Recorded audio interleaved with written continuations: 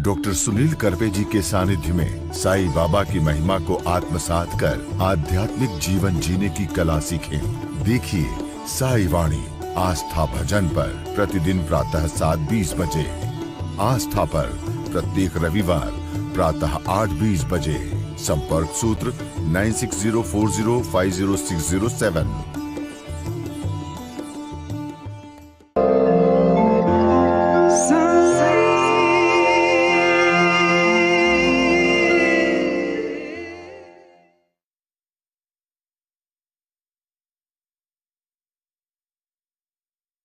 साईं तेरे चरणों में कोटि प्रणाम।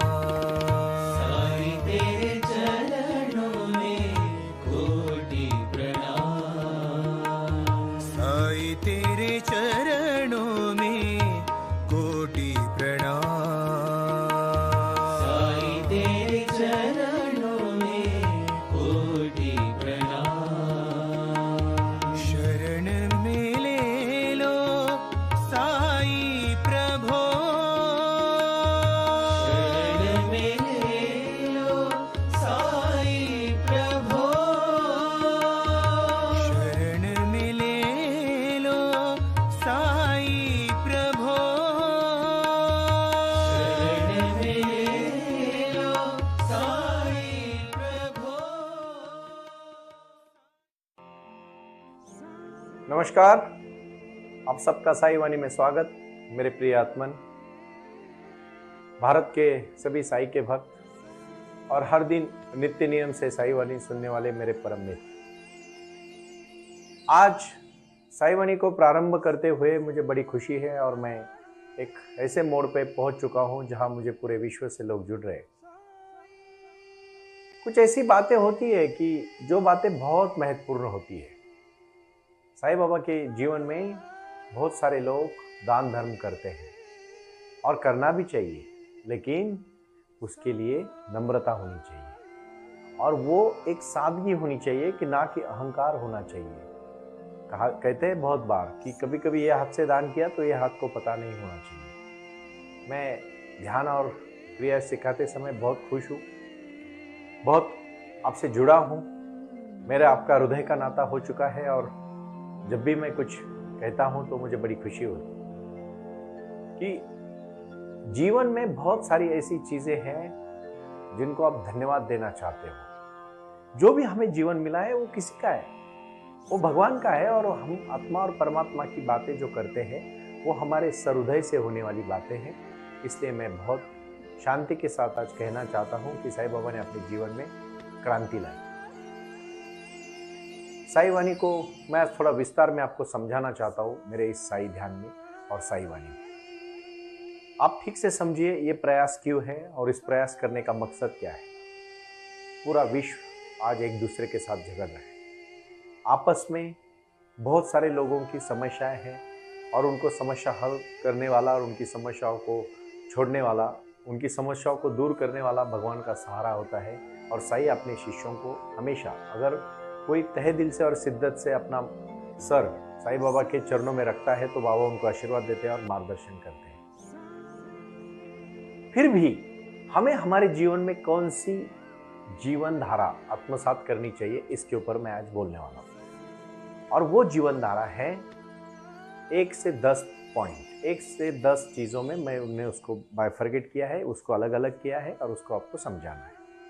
सबसे पहली बात है कि हमेशा दान धर्म के प्रति अहंकार में मत रहो। लाओ त्से के जीवन की कहानी है, उनको ताओवाद भी बोला जाता है। लाओ त्से को जब उनके पास से एक धनी आया और उसने 10,000 मोहराएं दी तो लाओ त्से ने कुछ नहीं, 10,000 मोहरा देने के बाद तो वो शांत रहे, कुछ भी नहीं बोले। तो आदमी थोड़ा सा शाशंकित हो गया और बोला, मैं कम से कम 10,000 मोहरा देने के बाद धन्यवाद की तो अपेक्षा आपसे करता हूँ।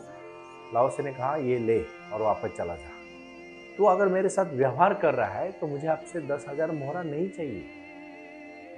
हाँ, तू नम्रता के साथ अगर दे रहा है तो हम जरूर लेंगे, लेकिन आप तू नहीं देगा तो धन्यवाद, तू व्यवहार मत कर। इसका कहना मुझे यह है कि साई के दरबार में जब आप कुछ चीजें करते हो तहे दिल से तो उसका कभी भी बड़े जाओ मत करो। बाबा सब देखते हैं, सब जानते हैं, क्योंकि ये सब कुछ भगवान का तो है। आप जरा सोचो ना, ध्यान क्रिया में आप बैठते हो, मैंने अभी जो शक्तियाँ आपको कही है और जो बाबा ने मुझे शक्तियाँ दी है मैं आपके सामने साझा करता हूँ, तो मकसद ही यही है, हमें जिंदगी में क्या करना है, कैसे करना है और क्यों करना है, इस विषयों को हमें एक साथ जोड़ना है और उसको हम कहते हैं हमारा जीवन का लक्ष्य। गुरु नानक साहब ये बचपन की कहानी है। वो जब छोटे थे तो उनके पिताजी बहुत परेशान हो गए, क्योंकि गुरु नानक साहब हर दिन कुछ ना कुछ घर के फायदे का नहीं लेकिन लोगों के फायदे का काम करते थे। छोटे थे, ज़्यादा बड़े नहीं थे, उम्र नहीं थी, तो पिताजी को हर एक पिताजी को अपनी फिक्र होती है, जैसे आपके भी माँ बाप को फिक्र होती है कि बेटा कैसा निकलेगा, बेटा कैसा व्यापार करेगा। व्यापारी हमेशा सोचता है, और व्यापारियों में हमेशा कोई वही चिंता रहती है कि वो छोटे बच्चों को भी अपने व्यापार के साथ जोड़ लेते हैं। मैं उनको विनती करना चाहूँगा कि बच्चों का जो टैलेंट है, बच्चों को जो हुनर है, उसको देखो, उसको जानो और फिर उसको विकास में लगाओ, ना कि हड़बड़ी करो।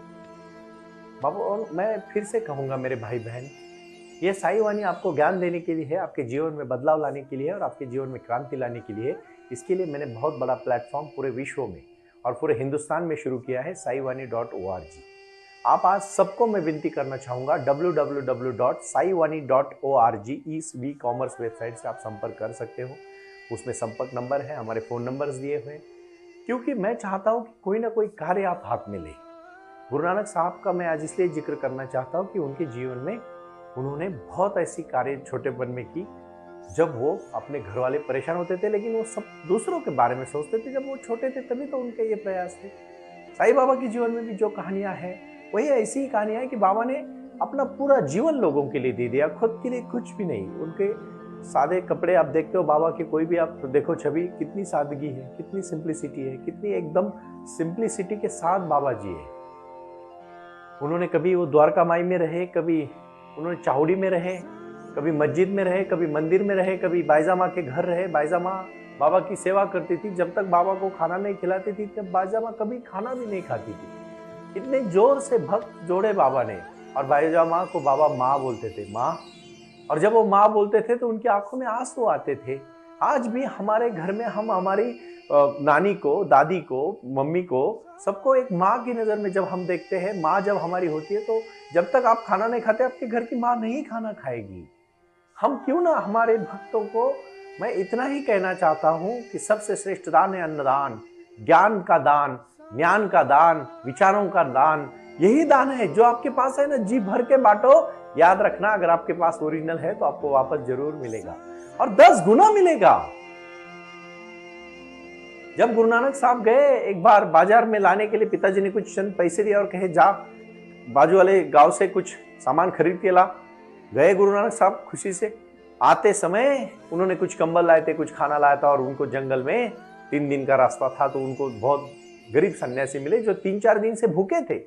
गुरु नानक साहब ने सब कंबल उनको बांटे और सब खाना उनको बांटा और घर नाचते नाचते आ गए। तो पिताजी ने पूछा, नाचते आ गए तो जरूर कुछ कहानी करके आया होगा। पूछते क्या किया? सबको जिसको जरूरत है। आपने कहा था पापा भला काम करो, अच्छा काम करो। बाबा जी मैंने कर दिया और ये सबको बांट दिया। व्यापारी को बांटना पसंद नहीं होता, बुरा मत मानिए, बट ये सच कहानी है। बाबा भी बांटते थे, जितना भी दान बाबा के पास आज भी आता है शिरडी में बाबा बांटते हैं। हमारे भी संस्थान में साई वाणी ट्रस्ट में जितना भी आता है हम लोगों का कल्याण करते हैं। हमारा लक्ष्य है लोगों को आरोग्य देना, शिक्षण देना, ज्ञान देना। कोई मंदिर, बड़े बड़े मंदिर बना के कुछ, मैं नहीं किसी को नाम रखता हूं, लेकिन बाबा सेवा चाहते हैं। आपको भी सेवा करनी पड़ेगी, धरती माँ की सेवा करनी पड़ेगी, गरीबों की सेवा करनी पड़ेगी, शिक्षा के प्रति जाना पड़ेगा, अपने हेल्थ के प्रति ध्यान देना पड़ेगा। यही हमारी पंचसूत्री है, अन्न वस्त्र शिक्षण आरोग्य और निवारा। अन्न वस्त्र शिक्षण आरोग्य और निवारा, यही हमारा है भाईचारा। साई के दरबार में आए हैं, साई से जुड़ेंगे, यही तो विचार है। फिर गुरु नानक साहब के पिताजी ने छोड़ा कि ये धंधा करने के तो लायक नहीं है, इसको हम किसी दुकान में काम पे लगा देते। और दुकान में सामान बांटने का काम आया। 1 2 3 4 5 6 7 8 9 10 11 12 और 13 नंबर आया। पंजाबी में 13 को कहते हैं तुम्हारा। 13 तुम्हारा, और 13 के बाद उन्होंने कुछ नंबर नहीं काटा, जितना था 13, सबको सब 13, सब 13। मैं भी तेरा, तू भी तेरा, धान्य भी तेरा, अनाज भी तेरा, सब कुछ तेरा, और बांट दिया। और फिर पिताजी ने कहा, अभी तो उनके ऊपर गुस्सा हो गए। दुकानदार भी गुस्सा हो गया, लेकिन गुरु नानक साहब ने हाथ जोड़ के कहा, अभी मुझे भगवान का बुलावा है और मैं निकल रहा हूं। और वो सबकी सेवा के लिए निकल पड़े। आज भी साईं बाबा ने 10-11 साल की उम्र में नीम के पेड़ के नीचे शिरडी में जब वो बाबा आए तो बाबा ने जीवन में बदलाव लाया। मेरे खुद के जीवन में इतना बड़ा बदलाव बाबा ने मुझे साक्षात्कार करके दिया, और मैं जिन जिन लोगों के साथ आज जुड़ रहा हूं उनके जीवन में चमत्कार आया। मैं आज सच कहता हूं भाई और बहनों, जब भी आपके सामने खड़ा रहता हूं, कुछ भी सोच के नहीं, वो खड़ा रहता हूं, बोलता हूं, हजारों प्रोग्राम में जाता हूं, लोगों को बताता हूं, साई ध्यान, साई वाणी, साई क्रिया करवाता हूं। कर्म भूमि पर फल पाने के लिए सभी के लिए कर्म करना जरूरी है। परमात्मा तो सिर्फ लकीरें देते हैं, लेकिन लकीरों में रंग भरने का काम हमें ही करना पड़ता है।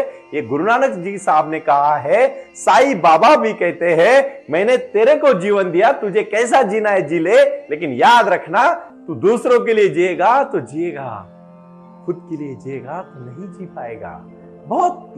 बहुत मर्यादित समय तू जी पाएगा, लेकिन जब दूसरों के लिए जिएगा भाई, तो तेरा जीवन बदल जाएगा। आज हमें यही सोचना है।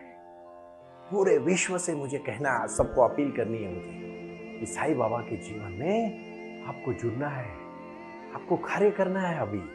और ये कार्य कौन सा है? अपने ही परिवार में, अपने ही परिसर में, अपने ही साम्राज्य, अपने घर के बाजू में, अपने जिले में, अपने तालुका में, अपने गांव में, आपके शहर में, अपने राज्य में, अपने देश में और अपने विश्व में संसार को जीतने के लिए, जीतने से पहले स्वयं को, विकारों को, अपने को विजय पाना है। और यही हमारी आवश्यकता है। साईं बाबा कहते हैं, भाई तेरा जीवन बदल जाएगा, लेकिन तू विकारों पे पहले जीत ले। यही हमारा लक्ष्य है। साईं वाणी के माध्यम से मैं 3 बातों पे आज बात करना चाहता हूं, और वो उन्हीं के लिए है जो साईं वाणी नित्य नियम से सुन रहे, जो साईं वाणी साई ध्यान कर रहे हैं। साई ध्यान करने वालों को मुझे प्रणाम करना है। बहुत सारे लोग, कम से कम आज मुझे इतनी खुशी है, 80,000 के ऊपर ऐप में लोग जुड़ चुके हैं। 80,000 लोग पूरे भारत में, मुझे बड़ी खुशी हो रही है। आप आ रहे हो ना, आपके जीवन में बदलाव हो रहा है ना, यही मेरा जीवन का लक्ष्य है। आपके जीवन में क्रांति हो, आप अपने सही मार्ग पे जाओ, जीवन में क्रांति करो, बदलाव करो और अपना कार्य करते करते आगे बढ़ो। बहुत अच्छा कार्य आपको करना है। इतना अच्छा कार्य करना है कि उसमें कोई नाम नहीं, कोई दोहरा नहीं, कोई विचार नहीं, कोई डर नहीं। सिर्फ कुछ कर गुजरने के लिए मौसम नहीं, मन चाहिए। साधन तो जुट जाएंगे, संकल्प का धन चाहिए। विस्तार से थोड़ा कहूँ, रविवार के दिन तो मैं साईं वाणी की साई क्रिया, साई ध्यान बताने वाला हूँ, बट आज मैं एक बात बहुत इंपॉर्टेंट, बहुत महत्वपूर्ण करना चाहता हूँ। पुणे में हमने जो साईं बाबा का साई आंगन बनाया, साई आंगन में कितने सारे लोग जुड़े। लोग आते हैं, दर्शन करते हैं, बोलते सुनीत जी हमें हमारे जीवन में बदलाव करना है, ध्यान करना है, मेडिटेशन करना है, बट समझ में नहीं आता। मैं पहले कहना चाहता हूँ, आपने कभी खेतीबाड़ी करते हुए देखे किसी को? जमीन को पहले बनाना पड़ता है और फिर जमीन में आप जो बोओगे वो उग जाता है।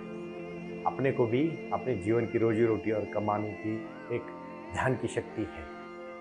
मैं क्यों जोड़ रहा हूँ? जो आप कार्य करना चाहते हो ना, उसको बांटो, उस कार्य को समझ लो।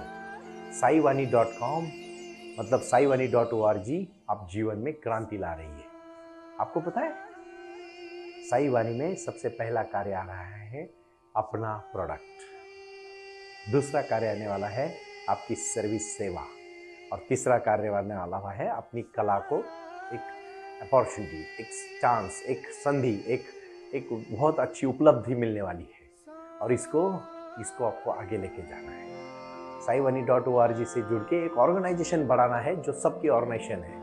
मैंने तो सिर्फ नींव लवाई है, अकेला चला था, लोग जुड़ते गए और आज कारवा बनता गया।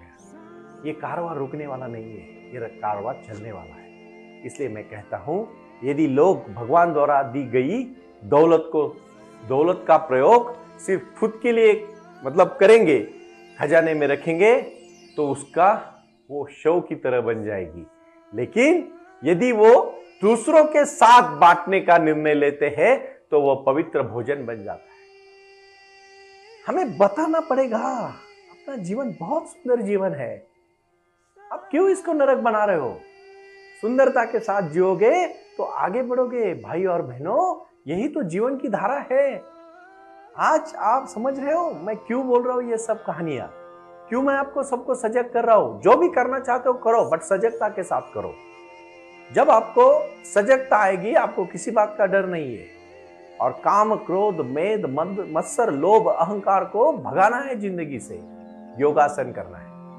आप कहोगे सुनील जी आप हमें एक एक चीज समझा रहे हो और बहुत सारी चीजें हम कर नहीं पा रहे हैं। हम पहले साईवानी, मैं पहले कहूंगा ये क्रम है, ये 10 क्रम ले लो, जीवन बदल जाएगा।